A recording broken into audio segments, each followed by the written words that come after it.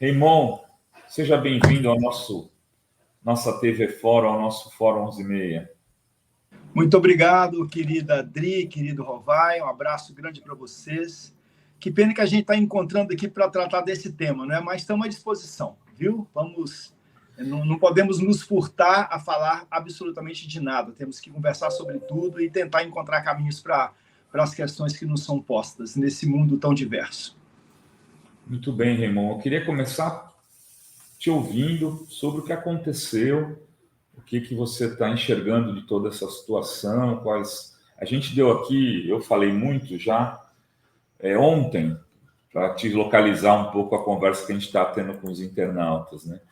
Ontem, logo cedo, eu fiquei muito desconfiado dessa hipótese, antes de ela ser aventada, do engano, porque achava muito estranho da forma como aconteceu. Né? Os caras estavam no hotel, que é um hotel de luxo, você conhece provavelmente, que tem toda uma estrutura para você ficar lá dentro e tal. Eles decidiram no momento sair para ir na barca e de repente foram executados, não eram nem do Rio. Então, essas coisas me levaram a pensar isso. Tem muita gente aqui no chat que ainda acha que o crime foi político, né? A gente respeita a opinião. Eu acho que todas as hipóteses têm que ser investigadas, mas eu queria te ouvir.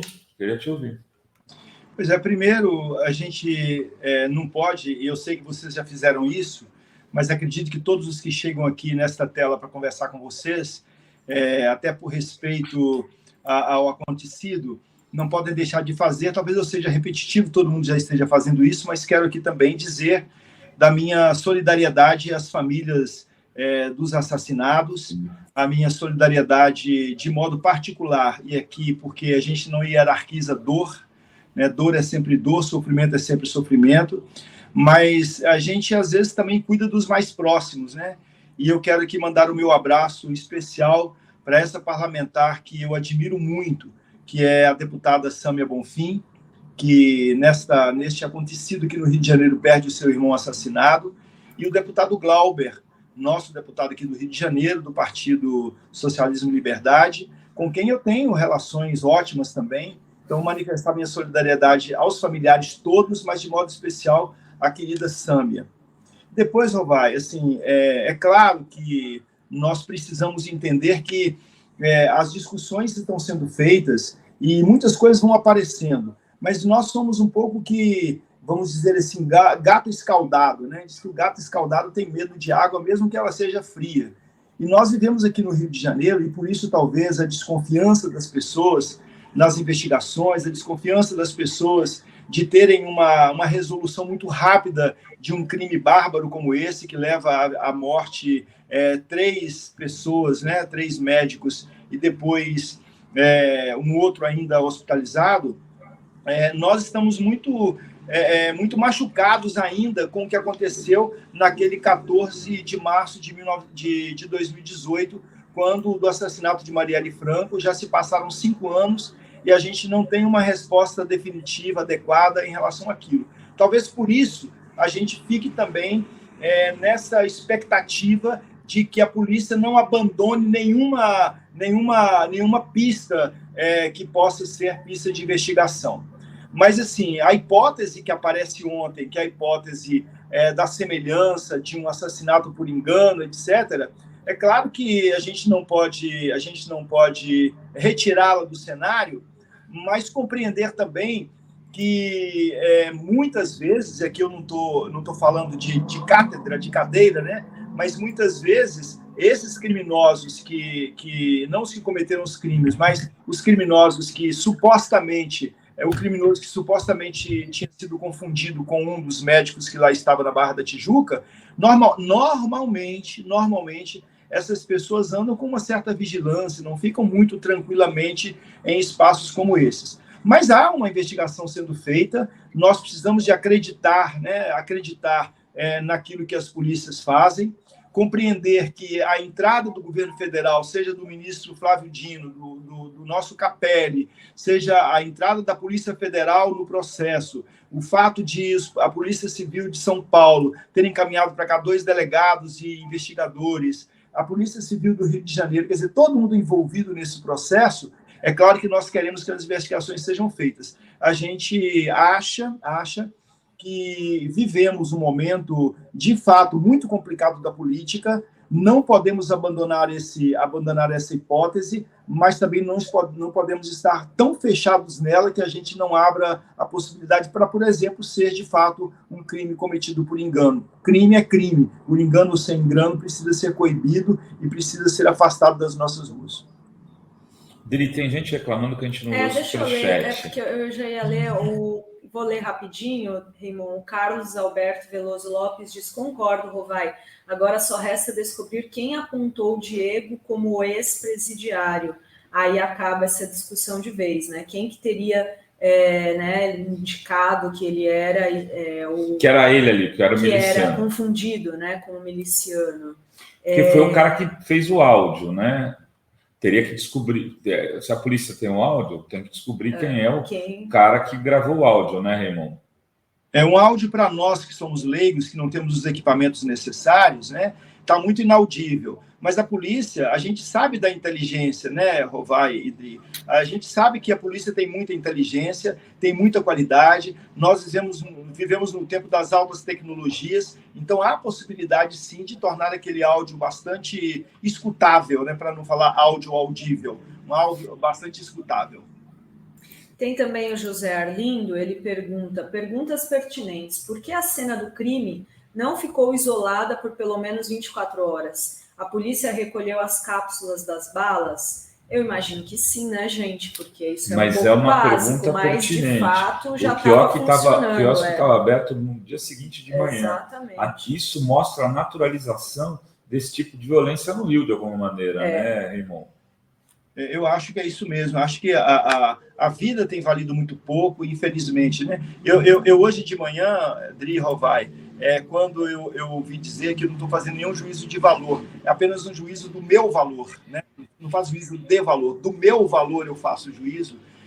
Quando disseram que o Congresso dos ortopédicos, né?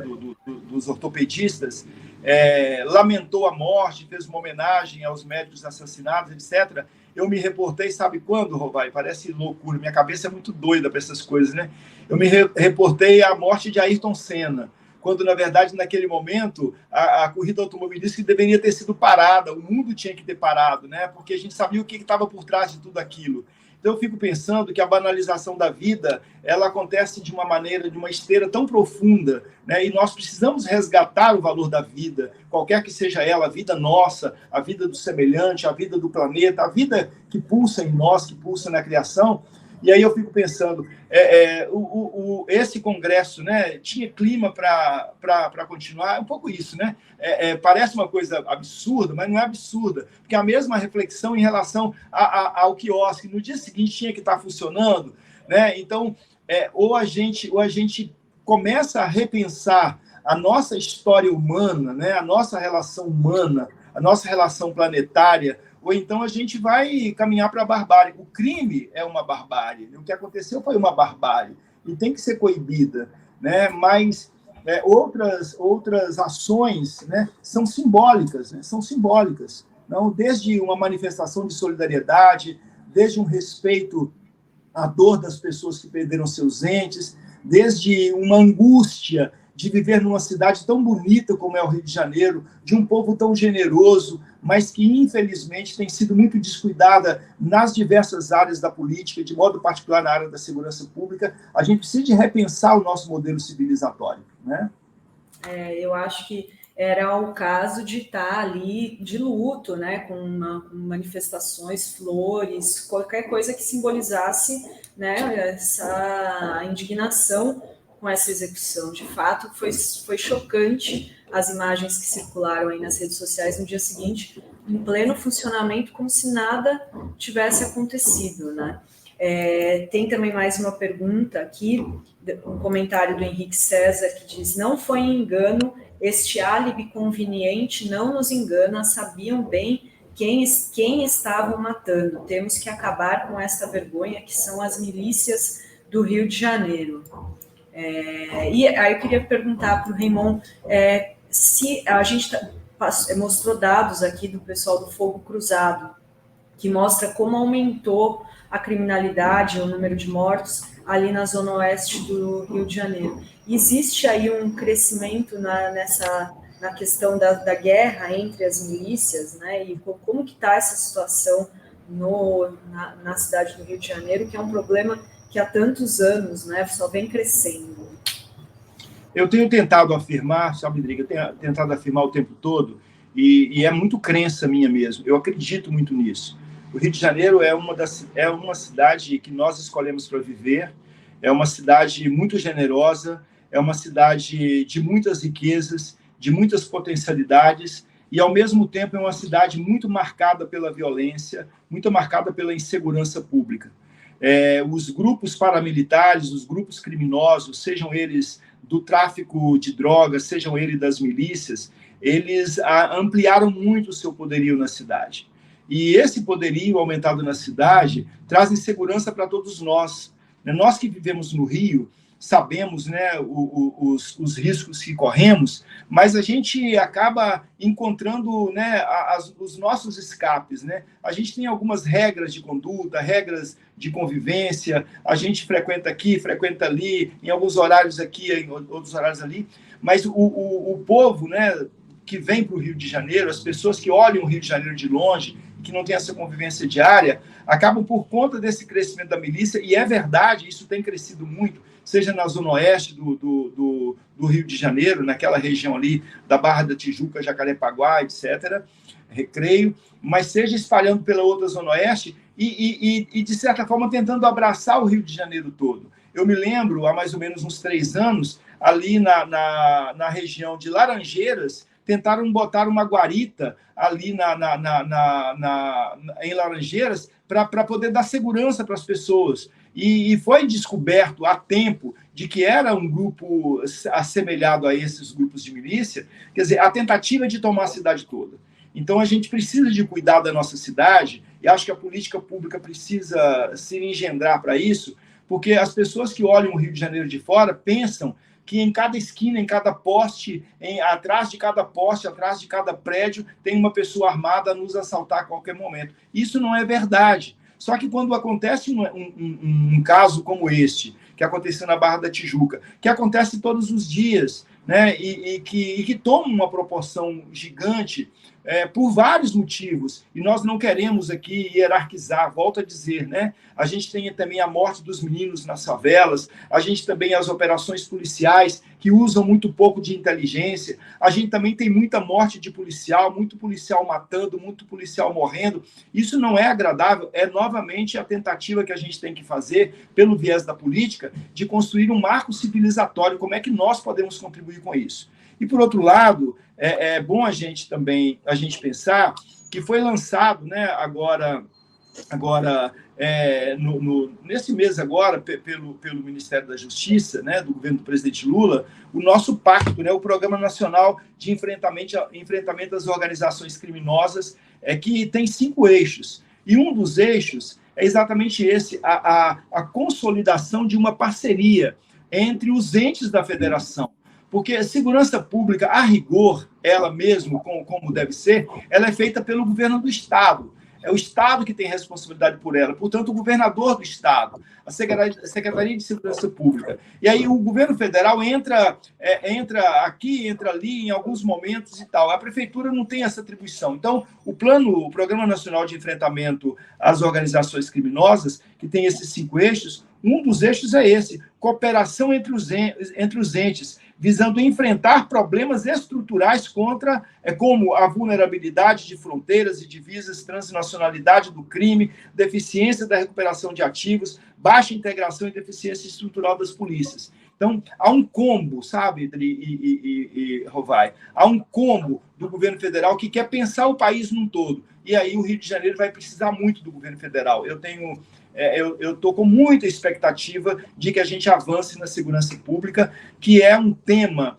que fica, de certa forma, entrelaçado a todos os outros temas, né? Uma educação de qualidade, uma saúde a contento, uma alimentação adequada, empregabilidade, desenvolvimento econômico, soluções ambientais, tudo isso está interligado, tudo isso está interligado para que a gente possa construir uma cidade com segurança pública. E tem uma coisa, para fechar esse raciocínio aqui, que você trouxe, inclusive do Henrique, com dados também do Fogo Cruzado, a gente também compreender que nós brasileiros gostamos muito, e isso é muito bom, é uma característica muito boa do brasileiro. Nós somos 213 milhões de homens e mulheres que dão palpite na seleção brasileira, no futebol, e que também damos palpite na segurança pública.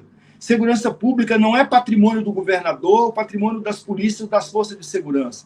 As forças de segurança, elas têm um papel mais primordial, mais fundamental, mais preponderante. Mas segurança pública é uma atribuição de todo cidadão. E nós, todo mundo fala sobre isso. E é bom. Quanto comentário importante tem acontecido aqui no canal de vocês, que vem colaborar e corroborar com essa discussão de que a gente está penalizado nesses dias depois dessa tragédia, dessa execução que aconteceu na Barra da Tijuca.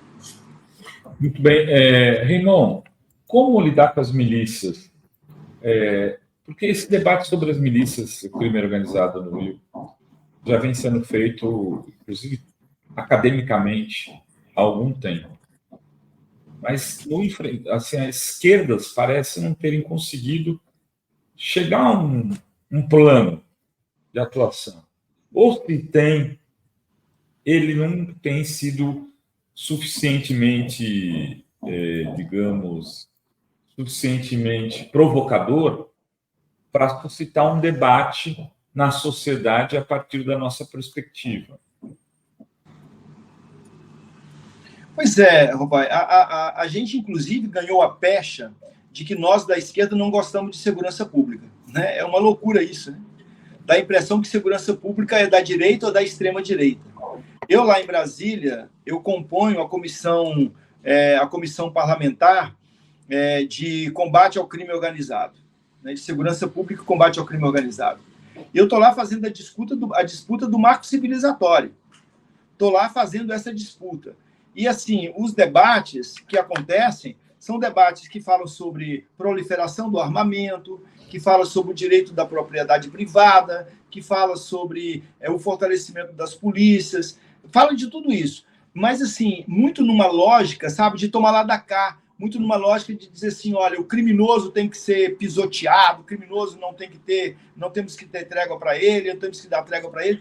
E, na verdade, o grande debate de segurança pública, aí, quando a gente pensa na questão das milícias, do que fazer com esse avanço das milícias, eu não sei se eu tenho uma resposta adequada ou uma resposta objetiva para isso, e também fico em dúvida se alguém tem uma resposta para isso. Se alguém tem uma resposta efetiva e concreta para isso. As pessoas falam, com a milícia tem que agir dessa forma, daquela forma, com mais truculência, com mais violência, com aumento das penas, com aumento do público carcerário. E aí começa um punhado de ilações. Eu não tenho uma resposta, e volto a dizer, tenho dúvida se alguém tem uma resposta efetiva e concreta. Mas eu tenho algumas pistas. O Plano Nacional de Segurança, ele traz já algumas pistas para nós. Como é que a gente vai discutir, por exemplo, a questão das fronteiras? Se a gente pensar na milícia, nas milícias e no tráfico, que antigamente eram inimigos. Hoje, você tem uma ideia, hoje em alguns territórios, eles convivem, divide, esse pedaço aqui é meu, esse pedaço é seu, então convivem. Então, um dos pontos que o Programa Nacional de Enfrentamento às Organizações Criminosas fala é sobre a questão da vigilância de portos, integração institucional internacional, aumento da eficiência dos órgãos policiais, portos, aeroportos, fronteiras, divisas, aumento da eficiência do sistema de justiça criminal, percebe? Então, tem alguns dados que, em sendo aplicados, eles podem, de fato, diminuir essa ação ou esse crescimento das milícias. Mas é uma tarefa árdua, uma tarefa hercúlea, e é bom a gente resgatar que no governo do presidente Lula 1 e 2, nós tínhamos o que chamávamos de segurança pública com cidadania. E todo programa político, de qualquer área, ele precisa trabalhar com cidadania. Então, envolvimento nos processos educacionais, no direito à saúde, no direito à moradia, no direito à mobilidade, no direito ao ambiente, no direito à água potável, no direito a saneamento básico. Quando você cuida disso com mais eficácia e com mais eficácia, você é mais eficiente e você não abre portas para que outras pessoas venham oferecer serviços. Porque espaço desocupado, ele é muito rapidamente ocupado. E as milícias cumprem esse papel. Na vacância do Estado, elas entram. O Estado precisa ser presente nas nossas periferias e nas nossas cidades como indutor de desenvolvimento, como indutor de vida plena, de vida digna para as pessoas, para que não haja brechas, para que os grupos organizados criminosamente avancem. Acho que esse é um dos caminhos.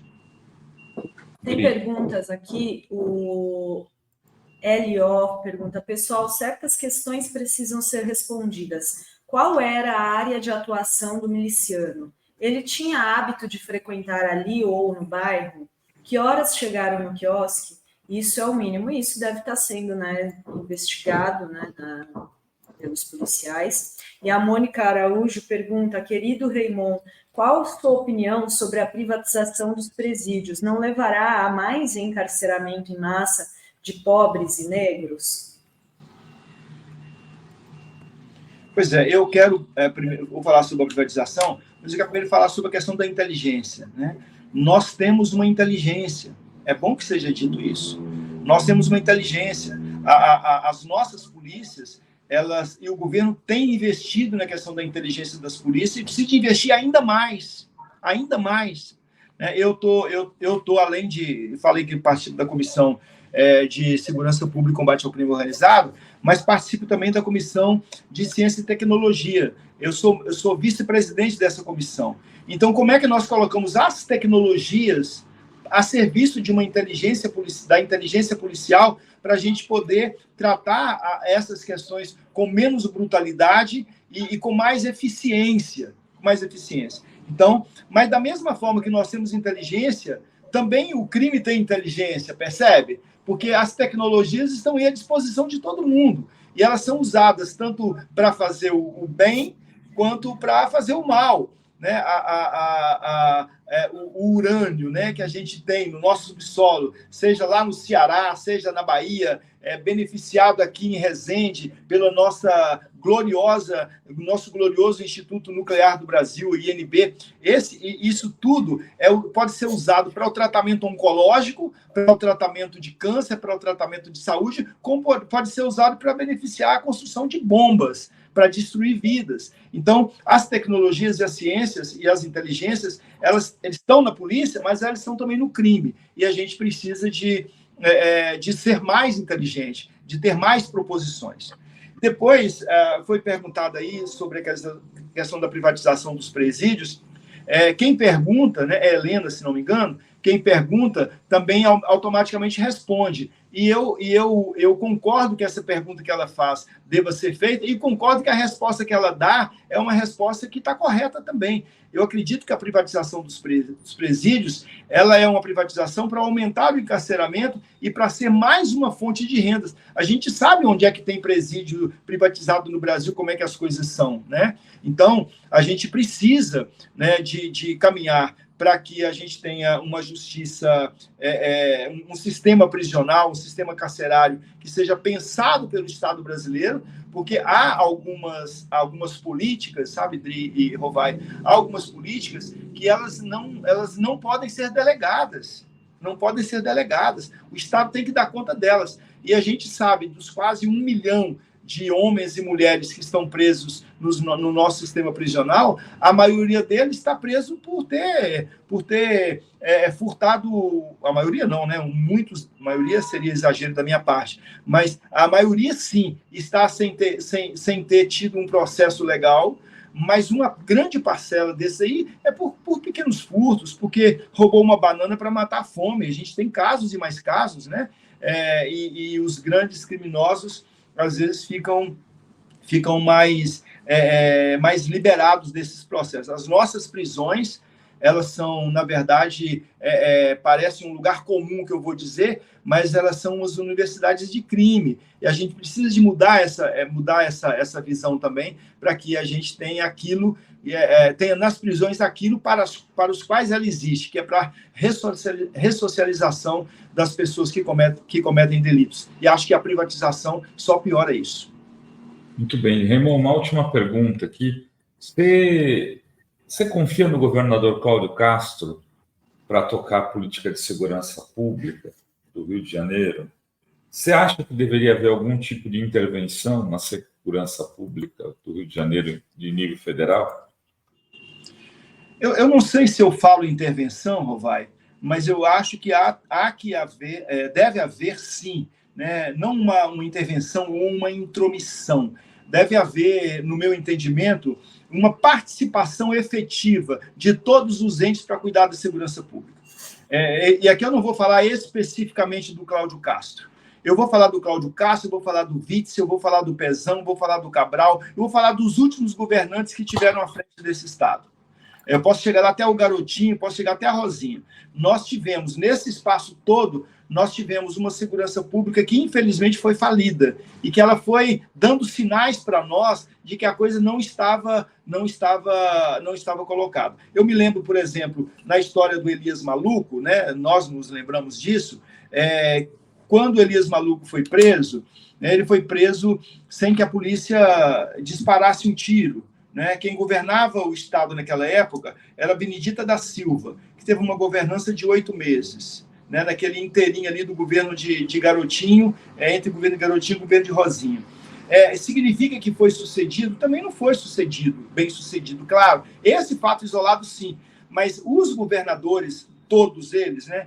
Os últimos aí que citei, e eu não coloco Benedita nesse bloco, porque Benedita foi governadora há 8 meses. Estou falando de governadores que tiveram mandatos plenos. Estou falando de Cláudio Castro, de Witzel, estou falando de Pezão, de Cabral, de Rosinha, de Garotinho. Esses governadores, a ação deles em relação à segurança pública foi uma ação de falência. Faliram, não deram conta. Então, está na hora, e muito bem faz o governo federal, de pensar nesse momento no Programa Nacional de Segurança Pública, no novo programa, de que a gente precisa ter uma cooperação. Precisa tirar isso da mão do Estado como exclusividade. O Estado continuará tendo a prerrogativa de fazer segurança pública, mas não precisa ter essa exclusividade. Pode ter uma parceria da Prefeitura, pode ter uma parceria do governo federal. Ontem, eu passei pela Central do Brasil. Eu fui atrás da Central do Brasil visitar um prédio, um galpão enorme, que está sendo construído lá, que está sendo reformado para acolher população em situação de rua nas questões da justiça. Retirada de documento, processos judiciais, troca de nomes, tudo isso que a população em situação de rua não tem acesso e vai ter ali nesse espaço que eu fui visitar ontem, e, aliás, fiquei muito feliz. Mas, ao passar pela Central do Brasil, a Central do Brasil ali tem canteiros que estão totalmente abandonados. Então, quem se sente seguro andando na Central do Brasil, quem se sente seguro atravessando a Central do Brasil às 6, 7, 8 horas da noite? Percebe? Eu estou falando do centro do Rio de Janeiro, a capital mais bonita do mundo. De quem é a atribuição? O prefeito diz que é do governador, o governador diz que é do presidente, o presidente diz que é do prefeito, o governador diz que é do prefeito, e a gente precisa de ter uma cooperação para entender que segurança pública também faz parte da segurança pública também, que os lugares sejam adequados para as pessoas transitarem com segurança. Muito bem. Muito obrigado, Raymond. Foi uma aula aqui a sua participação. Não sei se tem alguma pergunta do chat. Não. Então, se você quiser fazer uma fala final para se despedir aqui dos nossos internautas forumzísticos, fique à vontade. Eu quero agradecer a você e a Adri, que me acolheram aqui, agradecer pelo convite, agradecer a minha equipe também, que me deu subsídios para conversar com vocês aqui, que a gente faz tudo em equipe, né? E também retomar o início da minha fala aqui, manifestar a minha mais alta e no grau possível que eu consigo fazer de solidariedade aos familiares dos assassinados, de todos os tempos, de todos os lugares, mas, de modo particular, mandar um beijo carinhoso para a deputada Sâmia Bonfim, que é uma referência da luta da esquerda na Câmara Federal e que certamente está com o coração partido, sofrido, ela, seu pai, sua mãe, sua irmã, seu companheiro Glauber, também nosso companheiro da bancada, da Câmara Federal, e deixar o meu abraço de solidariedade e aproveitar o seu canal para dizer que faço isso em nome dos 69 deputados federais do Partido dos Trabalhadores, em nome dos 7 deputados estaduais do PT no Rio de Janeiro, em nome dos 3 vereadores da Câmara Municipal do Rio de Janeiro, em nome do Partido dos Trabalhadores. Dizer dessa minha solidariedade. E lembrar aqui, porque a gente que usa cachimbo fica com a boca torta, né? Lembrar aqui de uma luta que tenho feito e que semana passada foi ratificada numa conversa que tive com o Papa Francisco, quando ele me disse: Raymond, nunca se esqueça dos pobres. Então, a nossa luta é a luta para resgatar o direito dos pobres no nosso país. Um abraço para vocês e muito obrigado. Paz e bem. Obrigada, Raymond. Raymond, tudo de bom para você também, meu amigo. Tchau.